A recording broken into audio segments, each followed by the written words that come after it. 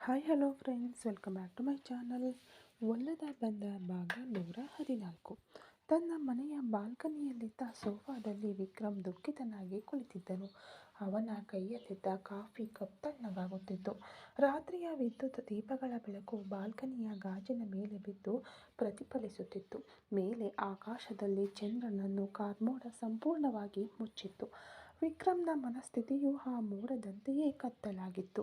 ಮೆಲ್ಲನೆ ಕಾಫಿ ಹೀರುತ್ತಾ ತನ್ನ mobile phone ನೋಡುತ್ತಿದ್ದನು. ಅದರಲ್ಲಿ ಅಥರ್ವನ ನಂಬರ್ ಹೊಳೆಯುತ್ತಲೇ ಇತ್ತು. ಅಣ್ಣನಿಗೆ ಕಾಲ್ ಮಾಡಲಾ? ಯಾಕೆ ಅವರು ನನಗೆ ಕಾಲ್ ಮಾಡಲೇ ಇಲ್ಲ?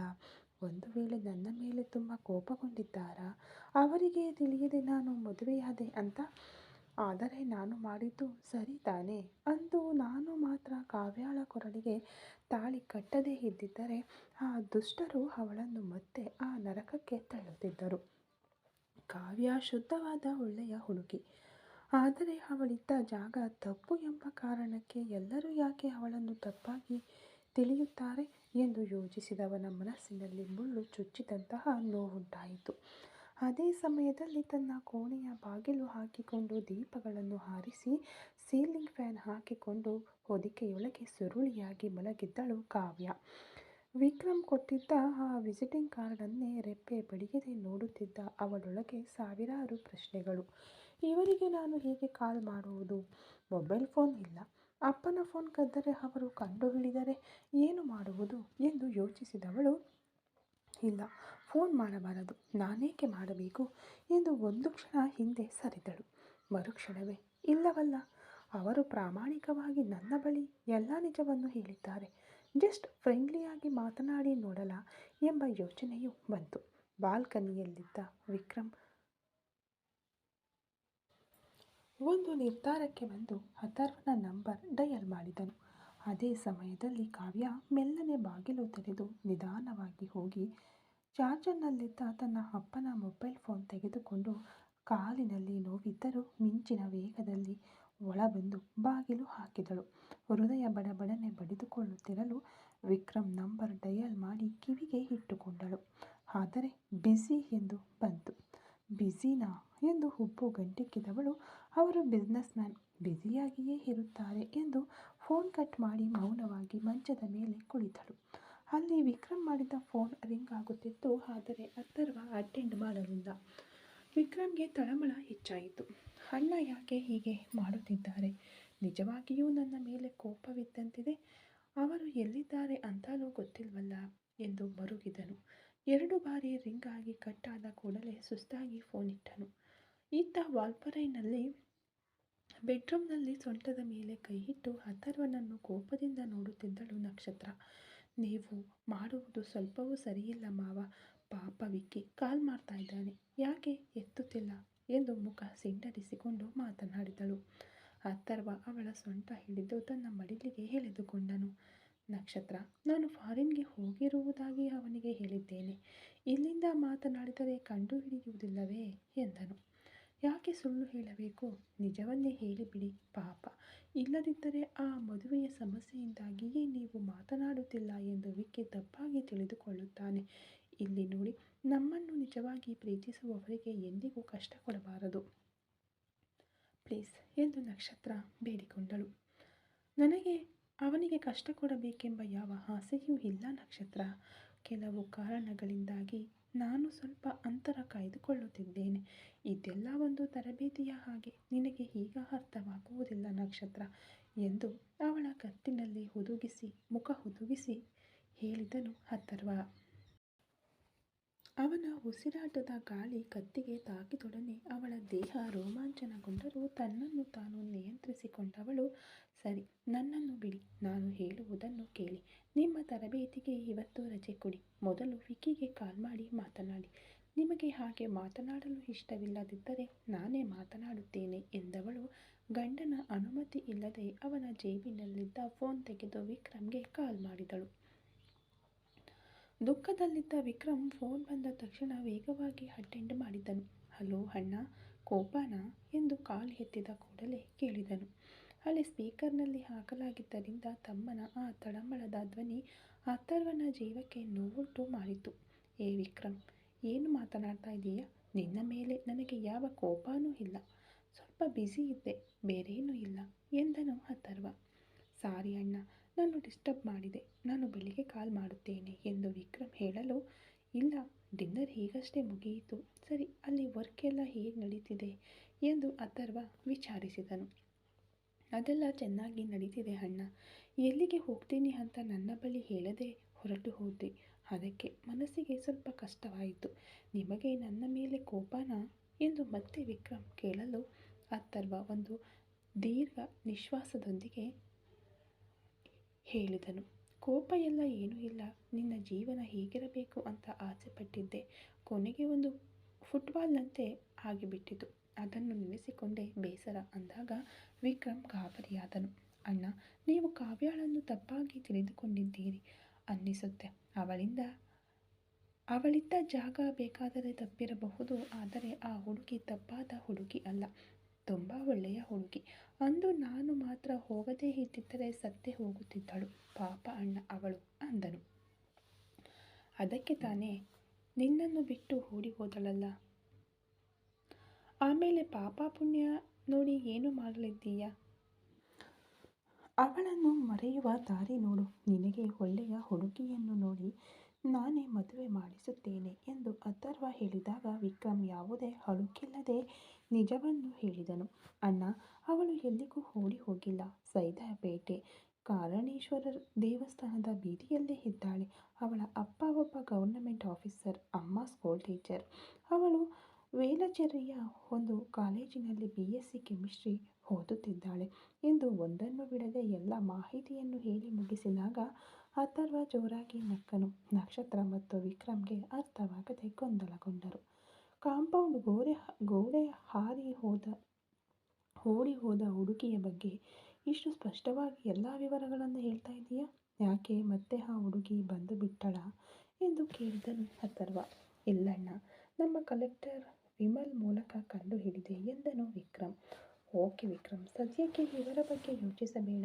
ನಾನು ಒಂದು ವಾರದಲ್ಲಿ ಊರಿಗೆ ಬರುತ್ತೇನೆ. ಏನೇ ಇದ್ದರೂ ನೇರವಾಗಿ ಮಾತನಾಡಿಕೊಳ್ಳೋಣ ಎಂದು ಅಥರ್ವ ಮುಗಿಸಲು ಪ್ರಯತ್ನಿಸಿದರೆ ವಿಕ್ರಮ್ ಮತ್ತೆ, ಅಣ್ಣ, ಆ ಹುಡುಗಿ ನಿಜವಾಗಿಯೂ ಒಳ್ಳೆಯ ಹುಡುಗಿಯೇ. ಅವಳ ಫ್ಯಾಮಿಲಿ ಒಳ್ಳೆಯ ಫ್ಯಾಮಿಲಿಯೇ ಎಂದು ಹೇಳಿದನು. ಅಥರ್ವ ಈಗ ತನ್ನ ಮನಸ್ಸು ಬಿಚ್ಚಿ ಮಾತನಾಡಿದನು. ಅರ್ಥವಾಗ್ತಿದೆ, ಆದರೆ ನನಗೆ ನಿನ್ನ ಮದುವೆಯ ಮೇಲೆ ಈಗಲೂ ಒಂದು ಡೌಟ್ ಇದೆ. ಅನುಕಂಪದಿಂದ ಕಟ್ಟುವ ತಾಳಿ ಎಷ್ಟು ದಿನ ಉಳಿಯುತ್ತೆ ಅಂತ ನೆನೆಸಿದ್ದೀಯಾ? ನೀನು ಇಷ್ಟಪಟ್ಟು ಮದುವೆಯಾಗಿದ್ದರೆ ಯಾವ ಸಮಸ್ಯೆಯೂ ಇರಲಿಲ್ಲ. ಆದರೆ ಆ ಜಾಗದಲ್ಲಿ ಆ ಹುಡುಗಿಯನ್ನು ಕಾಪಾಡುವುದಕ್ಕಾಗಿ ತಾಳಿ ಕಟ್ಟಿದೆ. ನಿನ್ನ ಮನಸ್ಸಿನಲ್ಲಿ ಮಾಯಾ ಇದ್ದಾಳೆ. ಒಂದು ಹುಡುಗಿಯನ್ನು ನೆನೆಸಿಕೊಂಡು ಇನ್ನೊಂದು ಹುಡುಗಿಯ ಜೊತೆ ಸಂಸಾರ ಮಾಡುವುದು ನಡೆಯದ ಮಾತು. ಈಗ ಅನುಕಂಪ ಪಟ್ಟು ಅವಳನ್ನು ಮನೆಗೆ ಕರೆದುಕೊಂಡು ಬಂದರು. ಆಮೇಲೆ ನೀನು ಮಾಯಾ ಬಗ್ಗೆ ಯೋಚಿಸಿ ಆ ಹುಡುಗಿಯ ಜೊತೆ ಬಾಳದೆ ಇದ್ದರೆ ಸರಿ ಬರುವುದಿಲ್ಲ ಅಂದ. ಅಣ್ಣ, ನನಗೆ ಅರ್ಥವಾಗ್ತಿದೆ. ನೀವು ಒಪ್ಪಿದರೆ ಸಾಕು, ಅವರ ಮನೆಯಲ್ಲಿ ಮಾತನಾಡಿ ಅವಳನ್ನು ಕರೆದುಕೊಂಡು ಬರಬಹುದು. ಆ ಹುಡುಗಿಗೆ ನಾನೇನು ಕಷ್ಟ ಕೊಡುವುದಿಲ್ಲ. ಏನೇ ಆದರೂ ತಾಳಿ ಕಟ್ಟಿದ್ದೇನೆ. ನನ್ನಿಂದ ಆ ಹುಡುಗಿಯ ಲೈಫ್ ವೇಸ್ಟ್ ಆಗುವುದು ಬೇಡ ಎಂದು ವಿಕ್ರಮ್ ದೃಢವಾಗಿ ಹೇಳಿದನು. ಇದೇ ಕಣೋ ನನಗೆ ನಿನ್ನ ಬಳಿ ಕಿರಿಕಿರಿ ಉಂಟು ಮಾಡುತ್ತಿರುವುದು ಎಂದು ಅಥರ್ವ ಹಲ್ಲು ಕಡಿಯುತ್ತಾ ಹೇಳಿದನು. ಅಣ್ಣ ಎಂದು ವಿಕ್ರಮ್ ಮಾತನಾಡಲು ಪ್ರಯತ್ನಿಸುತ್ತಿದ್ದಂತೆ, ಸಾಕು ನಿಲ್ಲಿಸು ವಿಕ್ರಮ್ ಎಂದು ಸಿಡಿಲಿನಂತೆ ಕಿರುಚಿದನು ಅಥರ್ವ.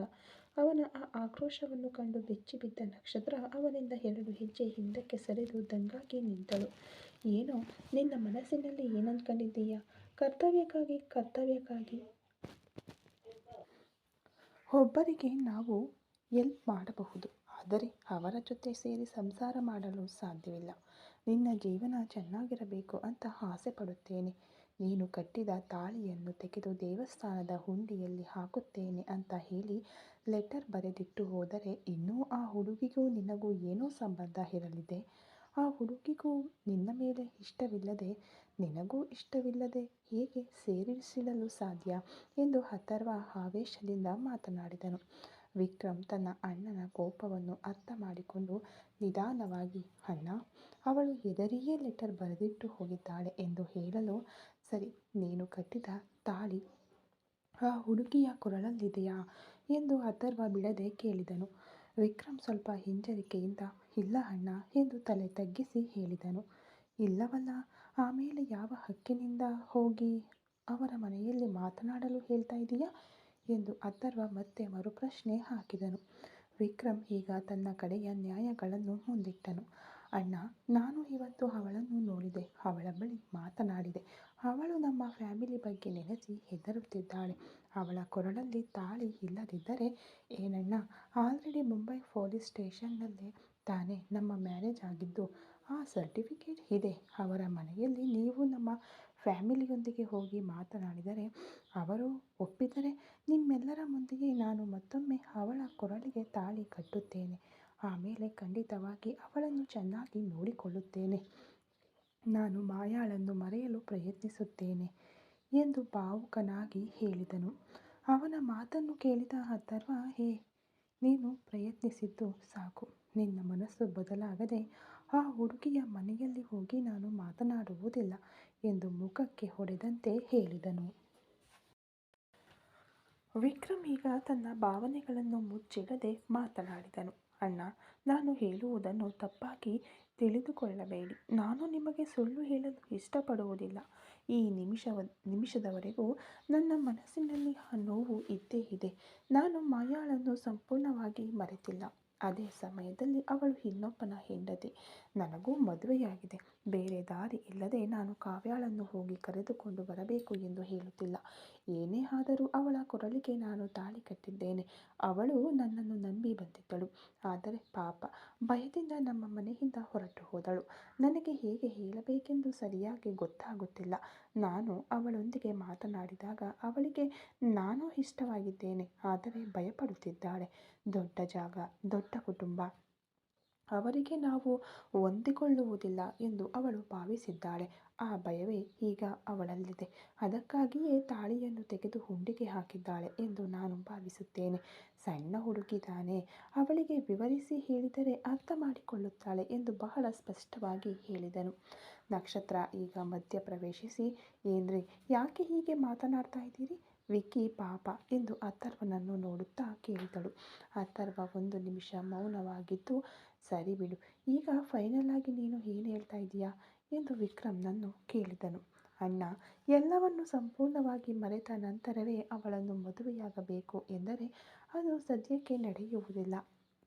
ಮದುವೆಯಾದರೆ ಸ್ವಲ್ಪ ಸ್ವಲ್ಪವಾಗಿ ನನ್ನನ್ನು ನಾನು ಬದಲಾಯಿಸಿಕೊಳ್ಳಲು ಪ್ರಯತ್ನಿಸುತ್ತೇನೆ ಎಂದು ವಾಸ್ತವಿಕ ಸತ್ಯವನ್ನು ವಿಕ್ರಮ್ ಹೇಳಿದನು. ವಿಕ್ರಮ್ನ ಪ್ರಾಮಾಣಿಕತೆಯನ್ನು ಕಂಡು ಈಗ ಅಥರ್ವ ಮೆಲ್ಲನೆ ನಕ್ಕನು. ನಿನ್ನ ಹೆಂಡತಿಯ ಕೊರಳಲ್ಲಿ ಇನ್ನೂ ನೀನು ಕಟ್ಟಿದ ತಾಳಿ ಇದೆ ಕಣೋ ಎಂದು ಅವನು ಹೇಳಿದ್ದನ್ನು ಕೇಳಿ ವಿಕ್ರಮ್ಗೆ ಆಘಾತವಾಯಿತು. ಅಣ್ಣ, ನೀವು ಏನು ಹೇಳ್ತಾ ಇದ್ದೀರಿ ಎಂದು ಅವನು ಒಂದು ರೀತಿಯ ನಿರೀಕ್ಷೆ, ಸಣ್ಣ ನಗು, ಆಘಾತ ಎಂಬ ಎಲ್ಲ ಭಾವನೆಗಳು ಬೆರೆತ ಸ್ಥಿತಿಯಲ್ಲಿ ಕೇಳಲು ಅಥರ್ವ ಮುಂದುವರೆಸಿದನು. ವಿಕ್ರಮ್, ನೀನು ನನ್ನ ಪ್ರಾಣ. ನಿನ್ನನ್ನು ಬಿಟ್ಟು ಆ ಹುಡುಗಿ ಹೋಗಿದ್ದಾಳೆ ಅಂದರೆ ನಾನು ಹೇಗೆ ಹಾಗೆಯೇ ಬಿಡುತ್ತೇನೆ? ಅವಳು ಹೋದ 2 ಗಂಟೆಯಲ್ಲೇ ಯಾರು ಏನು ಎಂಬ ಪೂರ್ಣ ವಿವರಗಳನ್ನು ತೆಗೆಯಲಾಗಿದೆ. ನಮ್ಮ ಹುಡುಗರು ಆ ಹುಡುಗಿ ಹೋದ ದೇವಸ್ಥಾನಕ್ಕೆ ಹೋಗಿ ಆ CCTVಯನ್ನೆಲ್ಲ ಚೆಕ್ ಮಾಡಿದ್ದಾರೆ. ಅದರಲ್ಲಿ ನನಗೆ ಒಂದು CCTV ಫುಟೇಜ್ ಕಳುಹಿಸಿದರು. ಅದನ್ನು ನೋಡಿದೆ. ಆ ಹುಡುಗಿ ತಾಳಿಯನ್ನು ತೆಗೆಯಲು ಹೋಗಿ ಅವಳ ಮನಸ್ಸಿನಲ್ಲಿ ಏನೋ ಯೋಚಿಸಿದಳೋ ಗೊತ್ತಿಲ್ಲ. ಕಣ್ಣೀರು ಹಾಕುತ್ತಲೇ ಆ ತಾಳಿಯನ್ನು ತೆಗೆಯದೆ ಅವಳ ಚೂಡಿದಾರದಲ್ಲಿ ಬಚ್ಚಿಟ್ಟುಕೊಂಡು ಮತ್ತೆ ದೇವರನ್ನು ಕೈಮುಗಿದು ಹೋದಳು. ಆಗಲೇ ಅರ್ಥವಾಯಿತು, ಖಂಡಿತ ಅವಳು ನಿನಗೆ ತಕ್ಕ ಹುಡುಗಿ ಅಂತ. ಆದರೆ ಏನು ಮಾಡುವುದು? ನೀನು ಸ್ಟ್ರಾಂಗ್ ಆಗಿದ್ದೀಯಾ ಇಲ್ಲವಾ ಅಂತ ಗೊತ್ತಿರಲಿಲ್ಲ. ಎಲ್ಲ ವಿಷಯವನ್ನು ನಾನೇ ಮಾಡಿಬಿಟ್ಟರೆ ಆಮೇಲೆ ನಿನ್ನನ್ನು ನೀನೇ ಅರ್ಥ ಮಾಡಿಕೊಳ್ಳಲು ಆಗದೆ ಹೋಗಬಹುದು. ಅದಕ್ಕೆ ನಿನಗೆ ನಿನ್ನ ಹೆಂಡತಿ ಬೇಕು ಅಂತ ಅನ್ನಿಸಿದರೆ ನೀನೇ ಹುಡುಕಿ ಕಂಡು ಹಿಡಿಯುತ್ತೀಯಾ ಅಂತ ಸಣ್ಣದಾಗಿ ಒಂದು ಲೆಕ್ಕಾಚಾರ ಹಾಕಿದ್ದೆ. ಅದಕ್ಕಾಗಿಯೇ ನಾನು ದೊಡ್ಡದಾಗಿ ರಿಯಾಕ್ಟ್ ಮಾಡಲಿಲ್ಲ. ನೀನು ಪೂರ್ಣ ವಿವರಗಳನ್ನು ಕಂಡು ಹಿಡಿದು ಹೋಗಿ ನೇರವಾಗಿಯೇ ಮಾತನಾಡಿದ್ದೀಯಾ ಎಂದು ಅಥರ್ವ ಸತ್ಯವನ್ನು ಬಾಯ್ಬಿಟ್ಟನು. ವಿಕ್ರಮ್ಗೆ ಈಗ ತಾನೇ ಜೀವ ಬಂದಂತಾಯಿತು. ಅಣ್ಣ, ಇಷ್ಟೆಲ್ಲ ಮಾಡಿದ್ದೀರಾ? ಥ್ಯಾಂಕ್ಸ್ ಅಣ್ಣ. ನಾನಂತೂ ನಿಮಗೆ ನನ್ನ ಮೇಲೆ ಕೋಪ ಎಂದು ತಿಳಿದು ತುಂಬ ಫೀಲ್ ಮಾಡಿಕೊಂಡಿದ್ದೆ. ಆದರೆ ಈಗ ನೀವು ಹೇಳಿದ ಮೇಲೆ ನನ್ನ ಮನಸ್ಸಿಗೆ ತುಂಬ ನೆಮ್ಮದಿಯಾಗಿದೆ. ನೀವು ಊರಿಗೆ ಬನ್ನಿ, ಆಮೇಲೆ ಮಾತನಾಡಿಕೊಳ್ಳೋಣ. ಅದಕ್ಕಾಗಿ ಅವಸರಪಟ್ಟು ತಕ್ಷಣ ಬರಬೇಡಿ. 10 ದಿನ ಇಲ್ಲ ಇಲ್ಲ 1 ತಿಂಗಳಾದರೂ ಅತ್ತಿಗೆಯ ಜೊತೆ ಎಂಜಾಯ್ ಮಾಡಿಕೊಂಡು ರಿಲ್ಯಾಕ್ಸ್ ಆಗಿ ಬನ್ನಿ. ಇಷ್ಟು ವರ್ಷ ನಮಗಾಗಿ ಕಷ್ಟಪಟ್ಟಿದ್ದೀರಾ. ಈ 1 ತಿಂಗಳು ಫ್ರೀಯಾಗಿರಿ. ಬಿಸ್ನೆಸ್ ಎಲ್ಲವನ್ನು ನಾನು ನೋಡಿಕೊಳ್ಳುತ್ತೇನೆ. ಇಷ್ಟೆಲ್ಲ ನೀವು ಹೇಳಿದ ಮೇಲೆ ನನಗೆ ತುಂಬ ನೆಮ್ಮದಿಯಾಗಿದೆ. ಇನ್ನು ನಾನು ರಿಲ್ಯಾಕ್ಸ್ ಆಗಿ ನನ್ನ ಕೆಲಸಗಳನ್ನು ನೋಡಿಕೊಳ್ಳುತ್ತೇನೆ ಎಂದು ವಿಕ್ರಮ್ ವಿಶ್ವಾಸದಿಂದ ಮಾತನಾಡಿದನು. ಅಥರ್ವ ಭಾವುಕನಾಗಿ ಹೇಳಿದನು, ವಿಕ್ರಮ್, ನಿನ್ನ ಮನಸ್ಸಿಗೆ ಸರಿ ಎನ್ನಿಸಿದ್ದನ್ನು ಮಾಡು. ಇಷ್ಟೆಲ್ಲ ನೀನು ಆ ಹುಡುಗಿಗಾಗಿ ಮಾತನಾಡುತ್ತಿರುವುದು ನನಗೆ ತುಂಬ ಸಂತೋಷವಾಗಿದೆ. ಆದರೆ ಒಂದು ವಿಷಯ, ನಿನ್ನ ಮದುವೆಯನ್ನು ತುಂಬ ಸಿಂಪಲ್ ಆಗಿ ಮಾಡಬೇಕು ಎನ್ನುವ ಆಸೆ ನನಗಿಲ್ಲ. ಗ್ರ್ಯಾಂಡ್ ಆಗಿ ಮಾಡಬೇಕು. ನಿನಗೆ 1 ತಿಂಗಳು ಟೈಮ್. ಆ ಹುಡುಗಿ ನಿನ್ನ ಬಳಿ ಸಹಜವಾಗಿ ಮಾತನಾಡಬೇಕು. ಕರ್ತವ್ಯಕ್ಕಾಗಿ ಅಲ್ಲದೆ ನೀನು ಮನಸ್ಸು ಬದಲಾಯಿಸಬೇಕು. ಆಮೇಲೆ ಅವರ ಮನೆಯಲ್ಲಿ ಹೋಗಿ ಮಾತನಾಡೋಣ, ಓಕೆನಾ? ನಾನು ಬೆಳಿಗ್ಗೆ ಕಾಲ್ ಮಾಡುತ್ತೇನೆ ಎಂದು ಹೇಳಿ ಫೋನ್ ಇಟ್ಟನು.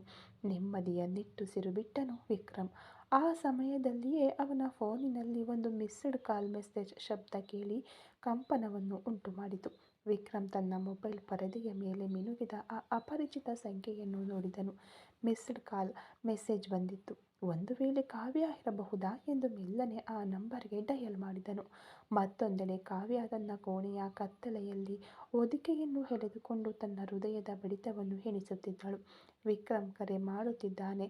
ಫೋನ್ ರಿಂಗ್ ಆಗಲು ಪ್ರಾರಂಭಿಸಿದಾಗ ಅವಳ ಗಂಟಲು ಒಣಗಿತು. ಮೆಲ್ಲನೆ ಫೋನ್ ತೆಗೆದು ಕಿವಿಗೆ ಇಟ್ಟುಕೊಂಡಳು. ಅಲೋ ಅಂತ ಅತಿ ಸಣ್ಣ ಧ್ವನಿಯಲ್ಲಿ ಏನೋ ಕಳ್ಳತನ ಸಿಕ್ಕಿಬಿದ್ದಂತೆ ಹೇಳಿದಳು. ಹಲೋ, ನಾನು ವಿಕ್ರಮ್ ಮಾತನಾಡ್ತಾ ಇರೋದು. ಈ ನಂಬರ್ನಿಂದ ಒಂದು ಕಾಲ್ ಬಂದಿತ್ತು, ಅದಕ್ಕೆ ಮಾಡಿದೆ ಎಂದ ವಿಕ್ರಮ್ನ ಧ್ವನಿಯಲ್ಲಿ ಯಾವುದೇ ಅಧಿಕಾರವಿರಲಿಲ್ಲ. ಕೇವಲ ಮೃದುವಾದ ಕಾಳಜಿ ಮಾತ್ರ ಇತ್ತು. ಕಾವ್ಯಳಿಗೆ ಮಾತು ಹೊರಡಲಿಲ್ಲ. ಅದು ಬಂದು, ಸರ್, ನಾನು ಕಾವ್ಯ ಮಾತನಾಡ್ತಾ ಇರೋದು. ಸುಮ್ಮನೆ ಕಾರ್ಡ್ ಕೊಟ್ಟಿದ್ದೀರಲ್ಲ, ಅದಕ್ಕೆ ಒಮ್ಮೆ ಚೆಕ್ ಮಾಡಿ ನೋಡೋಣ ಅಂತ ಮಾಡಿದೆ ಎಂದು ನಿಭಾಯಿಸಿದಳು. ವಿಕ್ರಮ್ ಮುಗುಳ್ನಕ್ಕನು. ಆಮೇಲೆ ಕಾವ್ಯ, ಇದು ನಿಮ್ಮ ಪರ್ಸನಲ್ ನಂಬರಾ? ಸೇವ್ ಮಾಡಿ ಇಟ್ಟುಕೊಳ್ಳಲಾ ಎಂದು ಸಾಮಾನ್ಯವಾಗಿ ಕೇಳಿದನು. ಅಯ್ಯೋ ಇಲ್ಲ ಇಲ್ಲ, ಇದು ಅಪ್ಪನ ಫೋನ್. ನನ್ನ ಫೋನ್ ಮುಂಬೈನಲ್ಲಿ ಮಿಸ್ ಆಗಿದೆ. ಅದಕ್ಕೆ ಅಪ್ಪ ಮಲಗಿದ್ದಾಗ ಗೊತ್ತಾಗದ ಹಾಗೆ ತೆಗೆದುಕೊಂಡು ಬಂದು ಮಾತನಾಡುತ್ತಿದ್ದೇನೆ.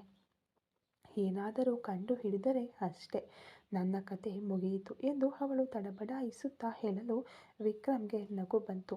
ಹೋ, ಹಾಗಾದರೆ ನಾನು ಒಬ್ಬ ದೊಡ್ಡ ಕ್ರಿಮಿನಲ್ ಜೊತೆ ಮಾತನಾಡುತ್ತಿದ್ದೇನೆ ಎಂದು ಹೇಳಿ. ಸರಿ, ಇಷ್ಟು ಕಷ್ಟಪಟ್ಟು ಯಾವುದಕ್ಕಾಗಿ ಫೋನ್ ಮಾಡಿದಿರಿ? ಏನಾದರೂ ಮುಖ್ಯವಾಗಿ ಮಾತನಾಡಬೇಕಾ ಅಂದನು. ಕಾವ್ಯ ತನ್ನ ಬೆರಳುಗಳಿಂದ ಹೊದಿಕೆಯನ್ನು ಸುತ್ತುತ್ತಾ, ಹಾಗೇನೂ ಇಲ್ಲ. ಇವತ್ತು ಸಂಜೆ ಕಾರಿನಲ್ಲಿ ನೀವು ಹೇಳಿದಿರಲ್ಲ ಆ ಮಾಯಾ ಬಗ್ಗೆ, ಅದನ್ನು ಕೇಳಿದಾಗಿನಿಂದ ನನಗೆ ಒಂಥರ ಅನ್ನಿಸುತ್ತಿತ್ತು. ಆದರೆ ನೀವು ಯಾತಕ್ಕಾಗಿ ನನ್ನ ಬಳಿ ಇದೆಲ್ಲವನ್ನು ಹೇಳಿದಿರಿ ಎಂದು ಅವಳ ಕೆಮಿಸ್ಟ್ರಿ ಮೆದುಳು ಲೆಕ್ಕಾಚಾರ ಹಾಕಿ ಕೇಳಿತು. ವಿಕ್ರಮ್ ಸೋಫಾದ ಮೇಲೆ ಹೊರಗೆ ಕುಳಿತನು. ಯಾಕೆಂದರೆ ನಮ್ಮ ನಡುವೆ ಒಂದು ಬಂಧ ಇದೆ ಕಾವ್ಯ. ಅದು ತಪ್ಪೋ ಸರಿಯೋ ಗೊತ್ತಿಲ್ಲ, ಆದರೆ ಅಂದು ಆ ತಾಳಿಯನ್ನು ಕಟ್ಟಿದ್ದರಿಂದ ನಿಮ್ಮ ಜೀವನ ಬಾಧಿತವಾಗಿದೆ. ಆದ್ದರಿಂದ ನನ್ನ ಹಳೆಯ ಜೀವನದ ಬಗ್ಗೆ ನೀವು ತಿಳಿದುಕೊಳ್ಳುವುದು ಒಂದು ಕರ್ತವ್ಯ ಎಂದು ಅನ್ನಿಸಿತು ಅಷ್ಟೇ ಅಂದ. ಕರ್ತವ್ಯವಾ ಎಂದು ಗುಣಗುಟ್ಟಿದ್ದಳು ಕಾವ್ಯ. ನನಗೆ ಇನ್ನೂ ನಿಮ್ಮ ಮೇಲೆ ಭಯವಾಗಿಯೇ ಇದೆ ವಿಕ್ರಮ್. ನೀವು ಮಾತನಾಡುವುದು, ನಿಮ್ಮ ಕಾರು, ನಿಮ್ಮ ಅಂತಸ್ತು ಇದೆಲ್ಲ ನೋಡುವಾಗ ನಾನು ಯಾಕೆ ನಿಮ್ಮ ಜೊತೆ ಮಾತನಾಡುತ್ತಿದ್ದೇನೆ ಎಂದು ನನಗೆ ಅರ್ಥವಾಗುತ್ತಿಲ್ಲ. ಒಂದು ವೇಳೆ ತಾಳಿ ಕಟ್ಟಿರದಿದ್ದರೆ ನಾವು ಇವತ್ತು ಮಾತನಾಡುತ್ತಲೇ ಇರಲಿಲ್ಲ ತಾನೆ ಅಂದಳು. ಖಂಡಿತ, ಆದರೆ ವಿಧಿ ಬೇರೆಯೇ ರೀತಿಯಲ್ಲಿ ಬರೆದು ಬಿಟ್ಟಿದೆ. ಸರಿ, ಅದನ್ನೆಲ್ಲ ಬಿಡಿ. ನಿಮಗೆ ಕೆಮಿಸ್ಟ್ರಿ ಬಿಟ್ಟು ಬೇರೆ ಏನು ಇಷ್ಟ? ಸುಮ್ಮನೆ ಟೈಮ್ ಪಾಸ್ಗೆ ಏನು ಮಾಡುತ್ತೀರಿ ಎಂದು ವಿಕ್ರಮ್ ವಿಷಯವನ್ನು ಬದಲಾಯಿಸಿದನು. ಕಾವ್ಯ ಈಗ ಸ್ವಲ್ಪ ಸಹಜಳಾದಳು. ನನಗೆ ಮಲ್ಲಿಗೆ ಹೂವು ಅಂದರೆ ತುಂಬ ಇಷ್ಟ. ಆಮೇಲೆ ಮಳೆ ಬಂದರೆ ಮಣ್ಣಿನಿಂದ ಬರುವ ಆ ಪರಿಮಳ ಇದೆಯಲ್ಲ, ಅದೂ ತುಂಬ ಇಷ್ಟ. ನಮ್ಮ ಮನೆಯಲ್ಲಿ ಒಂದು ಸಣ್ಣ ತೋಟ ಇದೆ. ಅಲ್ಲಿಗೆ ಹೋಗಿ ಗಿಡಗಳಿಗೆ ನೀರು ಹಾಕುವುದು ಅಂದರೆ ಅದೇ ನನ್ನ ಪ್ರಪಂಚ. ನಿಮಗೆಲ್ಲ ಇದೆಲ್ಲ ಇಷ್ಟವಾಗುತ್ತದೋ ಇಲ್ಲವೋ ಗೊತ್ತಿಲ್ಲ. ನೀವು ದೊಡ್ಡ ಬಿಸ್ನೆಸ್ ಮ್ಯಾನ್ ಅಲ್ವಾ ಎಂದು ಒಂದು ಸಣ್ಣ ಚೇಷ್ಟೆಯನ್ನು ಸೇರಿಸಿದಳು. ದೊಡ್ಡ ಬಿಸ್ನೆಸ್ ಮ್ಯಾನ್ ಅಂದರೆ ನನಗೆ ಮಣ್ಣಿನ ಪರಿಮಳ ಇಷ್ಟವಾಗಬಾರದಾ? ಏನು? ನನಗೂ ಮಳೆಯಲ್ಲಿ ನೆನೆಯುವುದು ತುಂಬ ಇಷ್ಟ ಕಾವ್ಯ. ಆದರೆ ಈಗ ಆ ಆಸಕ್ತಿಯೆಲ್ಲ ಎಲ್ಲೋ ಕಳೆದು ಹೋಗಿದೆ. ನಿಮ್ಮ ಜೊತೆ ಮಾತನಾಡುವಾಗ ಏನೋ ಹೊಸದಾಗಿರುವಂತೆ ಅನ್ನಿಸುತ್ತಿದೆ. ಆಮೇಲೆ ಕಾರ್ಟೂನ್ ನೋಡ್ತೀರಾ ಎಂದು ವಿಕ್ರಮ್ ಕೇಳಿದಾಗ ಕಾವ್ಯ ನಕ್ಕು ಬಿಟ್ಟಳು. ಯಾಕೆ, ನಾನೇನು ಸಣ್ಣ ಪಾಪುವಾ? ಆದರೆ ಟಾಮ್ ಅಂಡ್ ಜೆರ್ರಿ ಮಾತ್ರ ನೋಡುತ್ತೇನೆ. ಸರಿ, ಈಗ ಟೈಮ್ ಆಯಿತು. ಅಪ್ಪ ಎಚ್ಚರವಾದರೆ ಆಮೇಲೆ ಕಾಲೇಜಿಗೂ ಕೂಡ ಹೋಗಲು ಬಿಡುವುದಿಲ್ಲ. ನಾನು ಫೋನ್ ಇಡುತ್ತೇನೆ ಎಂದಳು ಅವಸರವಾಗಿ. ಸರಿ ಕಾವ್ಯ, ಫೋನನ್ನು ಭದ್ರವಾಗಿ ಇಡಿ. ನಾಳೆ ಕಾಲೇಜ್ ಗೇಟ್ ಹತ್ತಿರ ಭೇಟಿಯಾಗೋಣ. ಗುಡ್ ನೈಟ್ ಎಂದು ವಿಕ್ರಮ್ ಹೇಳಲು ಕಾವ್ಯ ಗುಡ್ ನೈಟ್ ಎಂದು ಹೇಳಿ ಫೋನ್ ಕಟ್ ಮಾಡಿದಳು. ಕಾವ್ಯ ಆ ನಂಬರನ್ನು ಡಿಲೀಟ್ ಮಾಡಿ ಫೋನನ್ನು ಮತ್ತೆ ಚಾರ್ಜರ್ಗೆ ಹಾಕುವಾಗ ಅವಳ ಕೈಗಳು ನಡುಗುತ್ತಿದ್ದವು. ಆದರೆ ಅದೇ ಸಮಯದಲ್ಲಿ ಅವಳ ಚೂಡಿದಾರದೊಳಗೆ ಅಡಗಿದ್ದ ಆ ತಾಳಿ ಅವಳ ಹೃದಯದಲ್ಲಿ ಒಂದು ವಿಚಿತ್ರವಾದ ಭಾರವನ್ನು ಉಂಟು ಮಾಡಿತ್ತು. ಅದು ಪ್ರೀತಿಯ ಎಂದು ಅವಳಿಗೆ ತಿಳಿದಿಲ್ಲ, ಆದರೆ ಅದು ಒಂದು ರೀತಿಯ ಭದ್ರತೆ ಎಂಬುದನ್ನು ಮಾತ್ರ ಅವಳು ಅರಿತಳು. ಬಾಲ್ಕನಿಯಲ್ಲಿ ವಿಕ್ರಮ್ ಫೋನ್ ನೋಡುತ್ತಲೇ ಕುಳಿತಿದ್ದನು. ಮಾಯಾ ನೆನಪುಗಳು ನೀಡುವ ನೋವು ಇನ್ನೂ ಇದ್ದರೂ ಕಾವ್ಯಳ ಆ ಮುಗ್ಧತೆ ಬೆರೆತ ಹೆದರುವ ಸ್ವಭಾವ ಅವನೊಳಗೆ ಏನೋ ಒಂದು ನೆಮ್ಮದಿಯನ್ನು ನೀಡುತ್ತಿರುವುದನ್ನು ಅವನು ನಿರಾಕರಿಸಲಿಲ್ಲ. ಈ ಕತೆ ಇನ್ನು ಮುಂದುವರಿಯುವುದು. Thank you so much.